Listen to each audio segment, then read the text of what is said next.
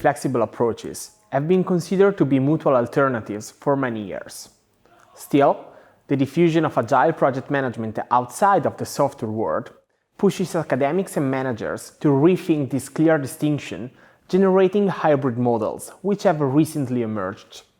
The fluid nature of software development that enable the creation of agile approaches acts somehow as a limit to the adoption of agile approaches in other fields. Nevertheless, the benefits and the opportunities provided by those methods were too interesting to be neglected in a world that, even outside software development, was becoming faster and unpredictable in terms of changes.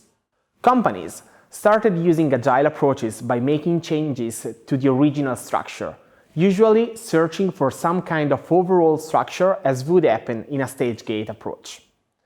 What seemed absurd for years became reality, generating a continuum between the stage gate and the flexible approaches. Precisely because of this emerging vision of continuity between the two approaches, Robert Cooper, the scholar who defined the stage gate in the 90s and spread it all over the world, published in 2014 a new article titled "What's Next After Stage Gate?" The first research on how the two approaches can actually build one on the other.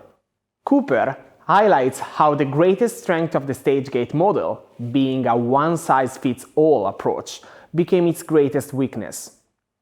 Cooper is inspired by the agile world, defining a new development process based on the 3 A's.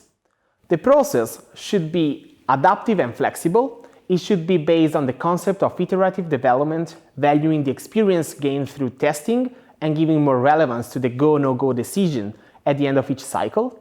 Agile, the system should incorporate the agile elements of rapid development with the idea of sprints and fast iterations at the base. Accelerated, the speed in reaching the market should be a key driver, pushing towards overlapping activities, working a lot on communication.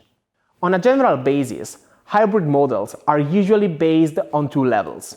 A higher, more strategic layer in which the typical macro stages of the development process are defined, and a second, more operational layer in which the activities are actually done, based on the agile principles. Agility, in the agile stage gate model, is therefore shifted from an overall process level to the single phase. This allows, through a continuous iteration with customers, to be more aligned to the final result of the project, that is emerging throughout the development, but with a clearer macro structure in mind. The agile stage gate needs the customers and the users always on board in the development phases of the project, unlike the traditional stage gate that could lead to a more hidden and obscure development in the eyes of the client. In this hybrid model, instead, there is a continuous comparison that facilitates the flexibility and progress of the project itself.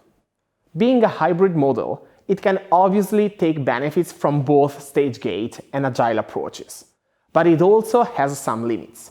Among the others, there is difficulty in documenting the project, possible delays due to the distribution of resources and the lack of an agile culture, but also the fact that we are asking people to work with both a traditional and an agile mindset.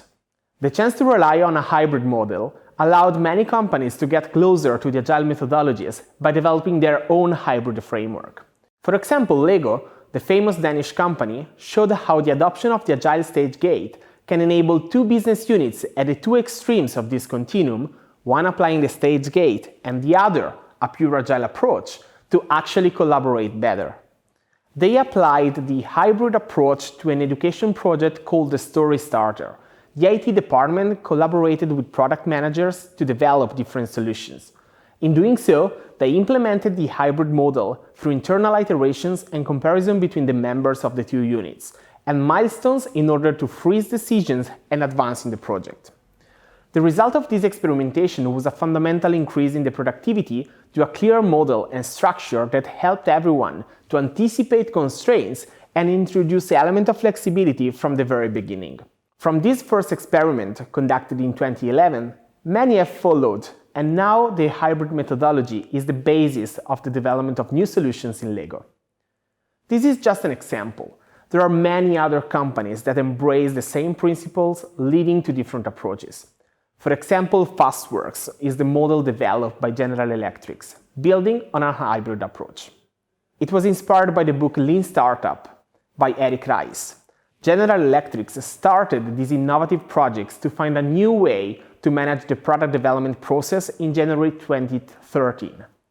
The goal was to launch a new working product, innovated in all its parts, within 3 months, and a product to be put into production within 11-12 months. Instead of asking the new specifications to the salespeople, they directly involved the customers to get continuous feedback. The process was not easy, developing a series of proposals that were often criticized by the customer, who started to appreciate the product only from the 5th proposal, made in August. This had a big impact on all areas of the company, from the supply chain to the financial area.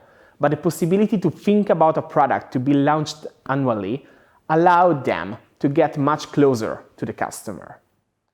Obviously, this has also had a big impact on the responsibility of the development team, which could decide to change direction during the process through customer feedback.